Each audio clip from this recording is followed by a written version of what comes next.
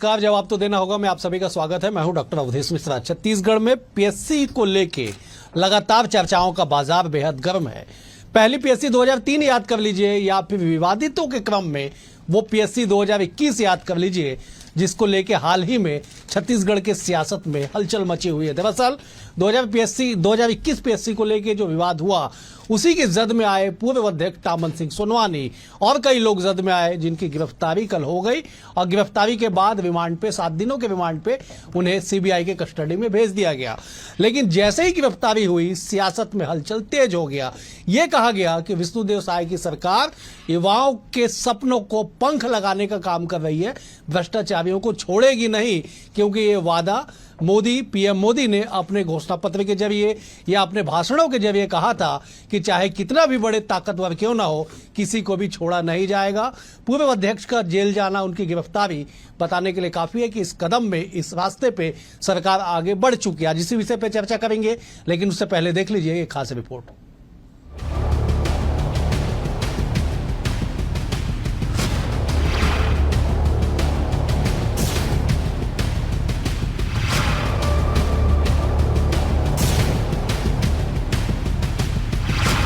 छत्तीसगढ़ में भाजपा सरकार आने के बाद मोदी गारंटी पर तेजी से काम हो रहा है। इसका जीता जागता उदाहरण है सीजीपीएससी भर्ती घोटाले की सीबीआई जांच। प्रदेश में जब जब सीबीआई की दस्तक पड़ी है, तब तब सियासी गलियारों में खूब बवाल मचा है। सीजीपीएससी 2021 का मामला प्रदेश में बड़ी जोरों से गूंज रहा है। हाल ही में सीबीआई ने मामले में एक बड़ी कार्रवाई करते हुए सीजीपीएससी के पूर्व अध्यक्ष तामन सिंह सोनवानी को गिरफ्तार किया था। इसके साथ ही कांग्रेस नेता के समधी एसके गोयल को भी गिरफ्तार कर कोर्ट में पेश किया गया है, जहां से दोनों आरोपियों को 7 दिनों की सीबीआई रिमांड पर भेजा गया है। सीबीआई का सीजीपीएससी 2021 मामले में बड़ा एक्शन। सीजीपीएससी के पूर्व अध्यक्ष तामन सिंह सोनवानी की हुई गिरफ्तारी। 45 लाख रुपए की रिश्वत लेने के आरोप में हुई गिरफ्तारी। बजरंग पावर एवं इस्पात लिमिटेड के डायरेक्टर श्रवण कुमार गोयल की भी हुई गिरफ्तारी। श्रवण कुमार गोयल ने 2 किस्तों में रिश्वत की राशि का किया था भुगतान। ग्रामीण विकास समिति के सदस्य को दिया गया था पैसा। तामन सोनवानी का था रिश्तेदार।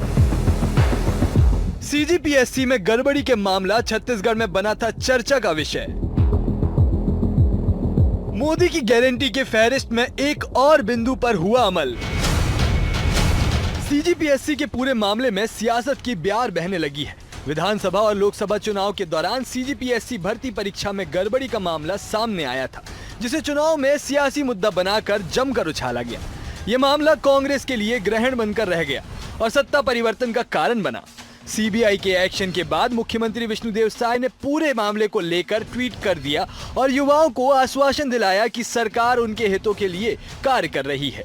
मुख्यमंत्री विष्णुदेव साय ने कहा कि सीबीआई जांच कर रही है और पीएससी के अध्यक्ष को गिरफ्तार कर लिया गया है। सीबीआई की जांच में अब सब प्रमाणित है। सीबीआई अपना काम कर रही है, कोई भी दोषी बख्शा नहीं जाएगा, उनके ऊपर कार्रवाई होगी। मुझे बताते हुए खुशी हो रही है कि पीएससी घोटाले को हम लोगों ने सीबीआई को सौंपा और सीबीआई जांच कर रही है, और कल ही जो पीएससी के चेयरमैन थे उनको गिरफ्तार की है। छत्तीसगढ़ की सरकार ने युवा के प्रति प्रतिबद्धता का वादा कर दिया, लेकिन इन वादों पर कांग्रेस ने अपने सवाल खड़े किए हैं। कांग्रेस के प्रदेश अध्यक्ष दीपक बैज का कहना है कि अगर कोई गड़बड़ी हुई है तो निष्पक्षता से जांच होनी चाहिए, लेकिन बदले की भावना से कुछ नहीं होना चाहिए। बीजेपी के 15 साल के कार्यकाल में भी कई घोटाले हुए। क्या बीजेपी अपने 15 सालों को लेकर जांच करेगी?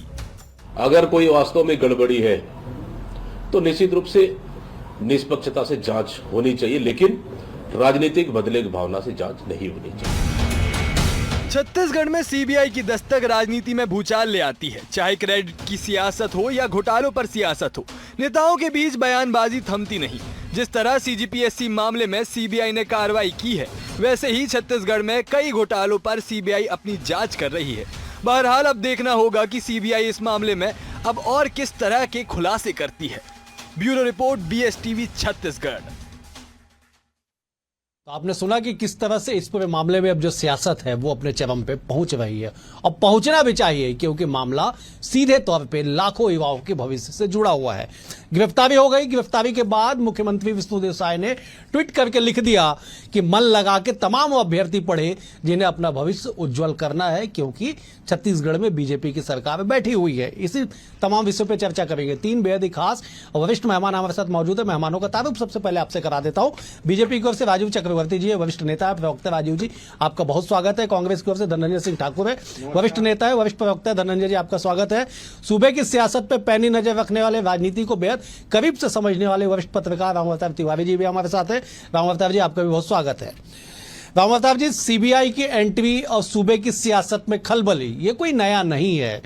नया ये जरूर है कि पीएससी के पूर्व चेयरमैन की गिरफ्तारी, वो भी किस मामले पे? युवाओं के भविष्य को बर्बाद करने के विषय पे। किस विषय पे? पैसे लेके भर्ती देने के आरोप पे गिरफ्तारी और उसके बाद सियासत। कैसे देखते हैं इसे आप? राजनीति से परे इसको देखना चाहिए। वो इसलिए कि युवाओं के भर्ती का सर्वोच्च राज्य का सबसे बड़ा परीक्षा है ये, जहां योग्यता का चयन हो। कार्रवाई अगर हुई है, बड़ी एजेंसी ने कार्रवाई की है, सबसे विशेषज्ञ हैं वो, तो उन्होंने कार्रवाई की होगी तो कुछ तथ्य तो होंगे, उसके आधार पर कार्रवाई की गई है। कार्रवाई का स्वागत करना चाहिए, पहली बात। दूसरी बात ये है कि जो पीएससी है, पीएससी के घोटाले जैसे आपने दिखाया भी, ये राज्य गठन के बाद से ही चल रहे हैं, इसलिए एक विश्वसनीयता कम हुई है। और जो भी सत्ता में रहा है वो दाएं बाएं करके अपने लोगों की नियुक्तियां करती रही है। इसलिए इसके पहले भी कई अध्यक्ष, कई पदाधिकारी जांच पड़ताल के घेरे में आए हैं। बिल्कुल सही। तीसरी बात जो है कि इसमें अगर राजनीतिक है, राजनीति अगर जोड़ेंगे तो ये मामला जो है उसमें गंभीरता नहीं रहेगी। तो राजनीति से नहीं जोड़ते हुए योग्यता से, जांच एजेंसियों की निष्पक्षता से, विश्वसनीयता से, शिक्षा से, और जो बेरोजगार युवा है, बिल्कुल उन युवाओं के उसके वास्तविक हक की तरफ सोच के ही काम होनी चाहिए, तो ज्यादा अच्छा होगा। ठीक है धनंजय जी, छत्तीसगढ़ में इतिहास रहा है। अशोक दरबारी प्रकरण आपको भी संज्ञान में होगा। रामअवतार जी उसके प्रत्यक्ष गवाह हैं। उनके समय पूरी घटना घटी, हटाया गया था पीएससी के चेयरमैन को। ये बात अलग है कि संवैधानिक पद पे बैठे हुए व्यक्ति को हटाने के लिए महाभियोग लाना पड़ता है, लेकिन हटा दिया गया था। सरकार की नीयत थी, हटा दिया गया। अब मौजूदा समय में टामन सिंह सोनवानी की गिरफ्तारी क्यों सियासत में हाई तौबा मचा हुआ है, जरा बताइए। देखिए अवधेश जी, हमको पूरे इस पीएससी प्रकरण को समझना होगा। इसमें सिर्फ भारतीय जनता पार्टी ऐसा लगता है कि सिर्फ राजनीति की है, युवाओं को भड़काने का काम किया है, और मुझे लगता है कि पीएससी जैसी संस्था की जो विश्वसनीयता है उस पर चोट किया है। भाजपा को ये आपत्ति है कि पीएससी के सिलेक्शन में नेता अधिकारी के बच्चे कैसे सेलेक्ट हो गए। तो मुझे ऐसा लगता है कि जब भारतीय जनता पार्टी इस नैतिकता की बात कर रही है कि उनके बच्चे कैसे सेलेक्ट हो गए, तो पहला तो मैं आपके चैनल के माध्यम से भाजपा के प्रवक्ता से पूछना चाहूंगा, क्या कोई व्यक्ति अगर योग्य है, किसी नेता का बच्चा हो, चाहे किसी भी दल के नेता का हो, या किसी अधिकारी का बच्चा हो, क्या उसको पीएससी जैसे या किसी सरकारी संस्था में एग्जाम देने का अधिकार नहीं, सिलेक्शन होने का अधिकार नहीं? पहली बात। दूसरी बात, क्या भारतीय जनता पार्टी अपने शासनकाल के दौरान जो भी चल रहा है, क्या भर्ती प्रक्रिया में कोई ऐसे शर्तें लागू करने जा रही है कि जो भी सरकारी भर्ती निकलेगा उसमें ना तो कोई नेता या ना तो कोई अधिकारी, उसके पुत्र या पुत्रियां भाग नहीं लेंगी? दूसरी बात, अगर भाजपा को आपत्ति है कि किसी के नेता के बच्चे का सिलेक्शन नहीं होना चाहिए, अधिकारी के बच्चे का सिलेक्शन नहीं होना, क्योंकि आरोप से इन्हीं को लेकर है ना, इनके पास कोई अभी तक तथ्य नहीं है, सिर्फ झूठे आरोप लगाए। तो मैं इनसे पूछना चाहता हूं, अभी इनकी सरकार बनने के बाद केदार कश्यप जी की भतीजी जो है वो सिविल जज की परीक्षा में सेलेक्ट हुई है। मैं उस बच्ची की योग्यता पे कतई सवाल नहीं उठा रहा हूं, मैं भाजपा की नीयत पर बात कर रहा हूं। 15 साल इनकी सरकार रही है। रमन सिंह जी की सरकार के दौरान आप देखेंगे अशोक दरबारी कौन थे भाई, इनके ही कार्यकाल में भ्रष्टाचार हुआ। उसके बाद खेलन राम जांगड़े जिसकी बेटी भी पीएससी में सेलेक्ट हुई। उसके बाद देखेंगे आर.के. पिस्दा, शायद नाम थोड़ा सा गलत हो रहा होगा, के.आर. पिस्दा, उसके भी बेटे का सिलेक्शन हुआ। मैं एक सेकंड टोक देता हूँ धनंजय जी, इसलिए मैं, क्योंकि मैं नोट करके रखा हूँ के.आर. पिस्दा का नाम मुझे पता था कि आप लेंगे। उस पूरे साल में, जिस साल में के आर पिस्दा के बेटे का चयन हुआ, उस साल में के आर पिस्दा ने अपने आप को विधिवत आवेदन दे के परीक्षा के प्रणाली से अलग किया हुआ था। यह शासकीय दस्तावेज में रिकॉर्ड में है। आगे बढ़िए, आप आगे बताइए। अलग किया थे ना, थे पीएससी के अध्यक्ष थे ना, थे ना भाई। अभी तो कई ऐसे अधिकारी हैं उनके बच्चे सिलेक्शन जिनके पीएससी में कोई लेना देना नहीं है, भले प्रदेश में बड़े अधिकारी हैं। तीसरी बड़ी बात, क्या ओम बिरला की बेटी जो सेलेक्ट हुई है, जिसको आईएएस में सिलेक्शन हुआ, क्या भाजपा में साहस है उसमें जांच कराने का? ये सिर्फ एक राजनीतिक प्रोपगंडा है। मैं आपके चैनल के माध्यम से एक सेकंड स्पष्ट करता हूं, अगर पीएससी में किसी ने गड़बड़ी किया होगा, किसी ने युवाओं के भविष्य साथ खिलवाड़ किया होगा, तो निश्चित तौर पर उसको कड़ी से कड़ी सजा मिलनी चाहिए। पर क्या भाजपा में साहस है 15 साल के शासनकाल में हुए नियुक्ति के जांच कराने का? ठीक है राजीव जी, सीधे जवाब दे दीजिएगा। सवाल दोनों तरफ से उठ रहे हैं।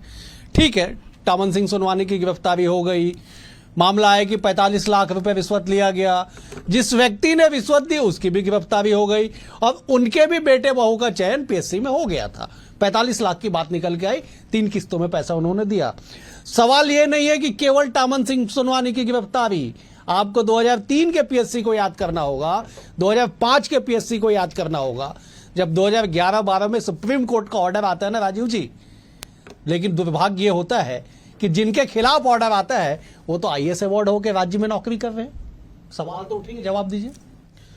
सबसे पहले तो मैं आपको बता दूं, जब हम मैदान मर्द थे कि हमको ये सरकार बदलनी है, बदलबो इदारी बदलबो, तो सबसे पहले युवाओं ने ही हमें ये सूत्र दिया कि ये जो पीएससी हुई है, जिसे हम दिन रात पढ़ रहे हैं, 5 साल की मेहनत, 10 साल की मेहनत, इसे टामन सिंह सोनवानी और दूसरे गिरोह के लोगों ने धो दिया। उनके रिश्तेदार, उनके नातेदार और बड़े बड़े उद्योगपतियों के बच्चे जा रहे हैं। सवाल यह नहीं कि उनका अधिकार नहीं है, सवाल यह है कि पिछले दरवाजे से कोई जाना बहुत बड़ा अपराध होता है।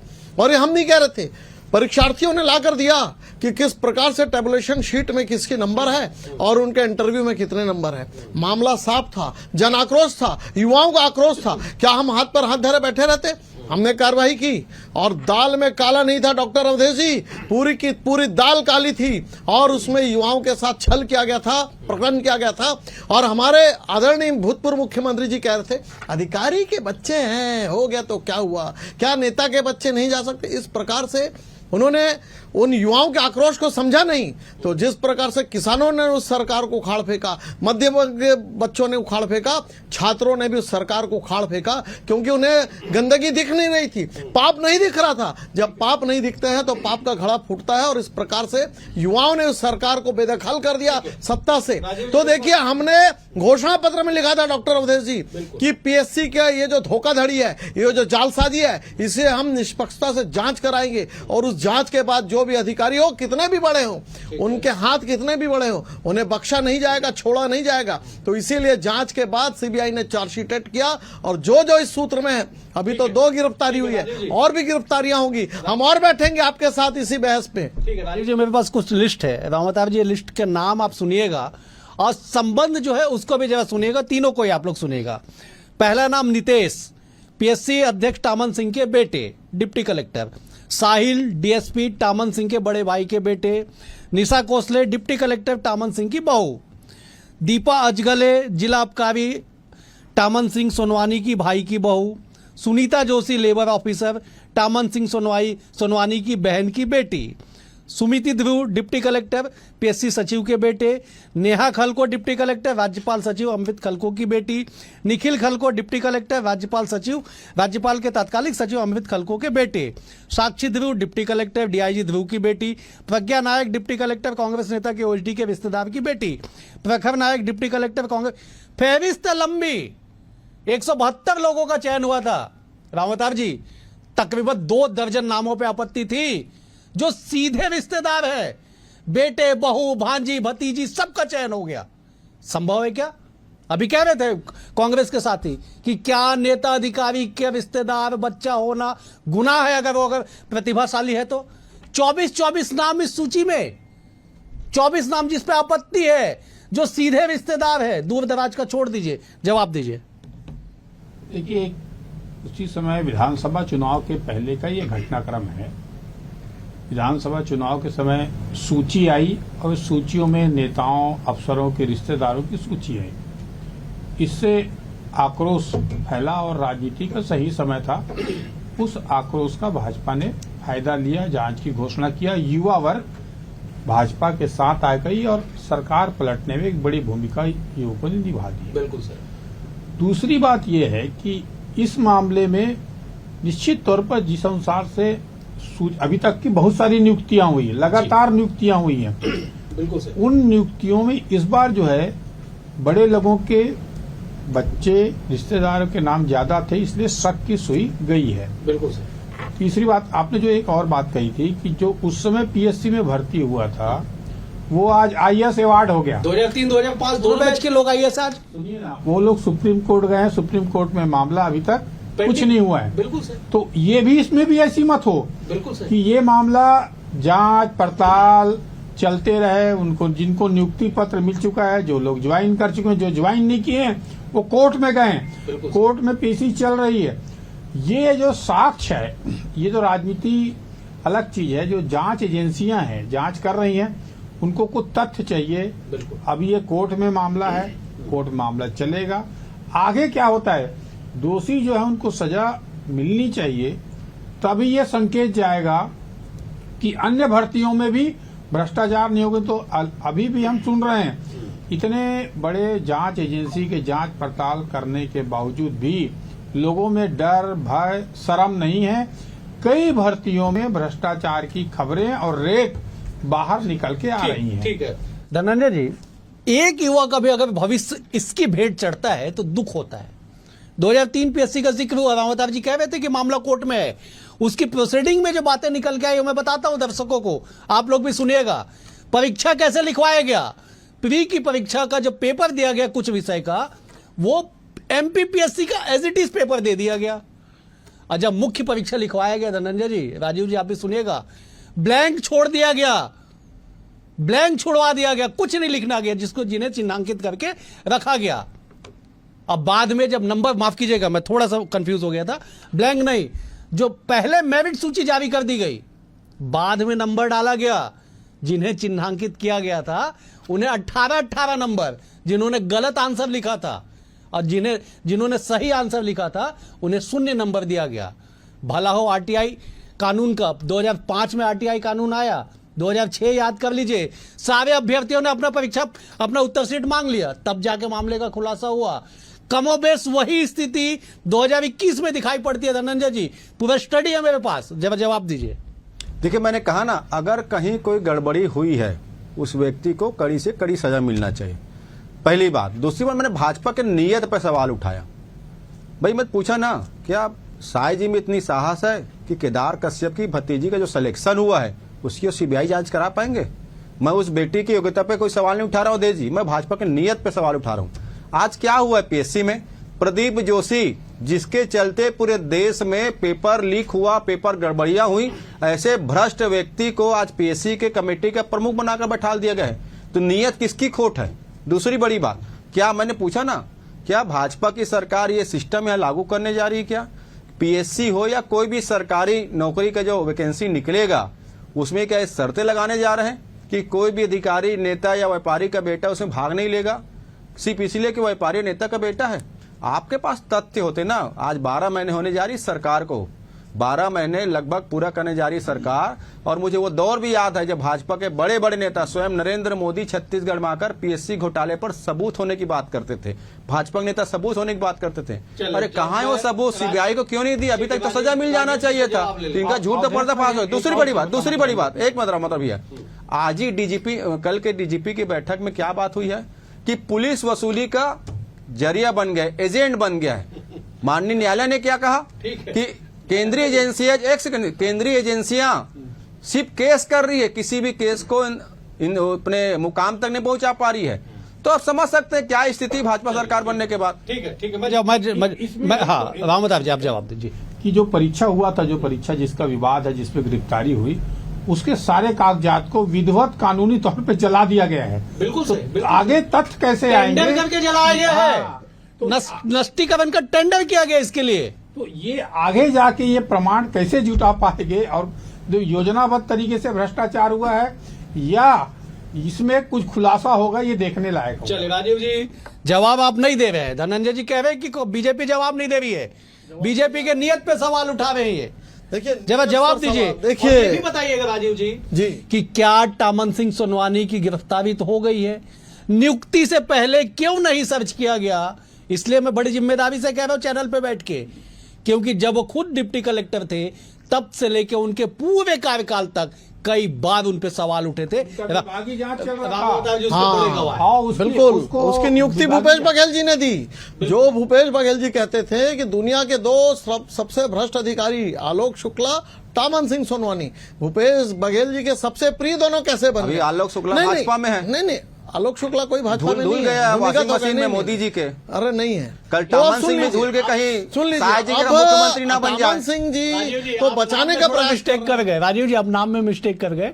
वो एक्चुअली वो टामन सिंह सोनवानी का नाम नहीं लेते थे, राम अवतार जी जानते हैं, वो उनका नाम लेते थे जो शराब घोटाले में जेल में है, अनिल टुटेजा का नाम लेते थे। नहीं, हाँ तो सब उनके प्रिय पात्र थे, जिनके ऊपर आरोप लगता था। वही तो बड़ा अजीब है तो कि आलोक जिनके शुक्ला ऊपर आप बीजेपी आरोप सदस्य बन लगाते गया है। थे वो आपके प्रिय पात्र बन गए। आलोक कैसे बन शुक्ला गए? तो बीजेपी ये भी का रह सदस्य से- बन गए। देखिए, कल कहीं साक्ष्य तो टामन बच्चों सिंह ने भी दिया। मोदी के वॉशिंग अभी मशीन राम में धूल अवतार के जी ने कहीं बहुत अच्छी छत्तीसगढ़ के बात मुख्यमंत्री कही ना बन जाए। कि साक्ष्य कहाँ है, तो मैं आपको बताता हूँ। साक्ष्य तो बच्चों ने दिया, जो टेबुलेशन शीट बनी, जो इंटरव्यू के नंबर बने, वो बिल्कुल अलग अलग, वो साक्ष्य बहुत है। और ये अपराधियों एक को अवसर बख्शा नहीं दीजिएगा जाएगा। जो बच्चों के सपने जो पतंग की तरह उड़ते हैं, उन पतंग को किस प्रकार से भूपेश बघेल जी और गैंग ने काटा वो जनता जानती है, इसलिए जनता ने इनको बर्खास्त कर दिया। दूसरी बात, जो कह रहे थे कि अधिकारियों के बच्चे, कोड ऑफ कंडक्ट होता है साहब कि जो अधिकारी उस परीक्षा में सम्मिलित होता है वो परीक्षा से बाहर हो जाता है, और उस कोड ऑफ कंडक्ट का भाजपा, और हमने सजा दी थी, भूपेश बघेल जी ने कोई सजा नहीं दी।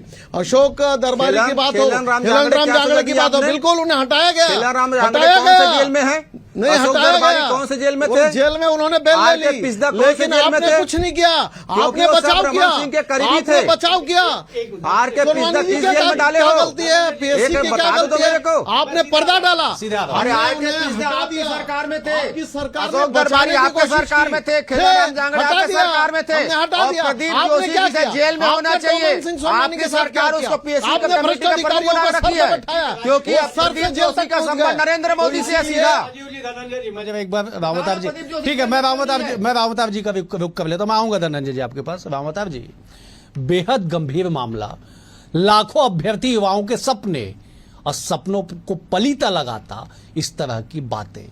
गिरफ्तारी हो गई साहब, भविष्य में ना हो, ठीक है, आपने पीएससी सुधार कमेटी भी आयोग भी बना दिया, लेकिन क्या युवाओं के सपने को इस तरह से तार तार किया जाएगा? हमने हेडर भी दिया आज, पीएससी बदनाम हुई, सियासत तेरे लिए।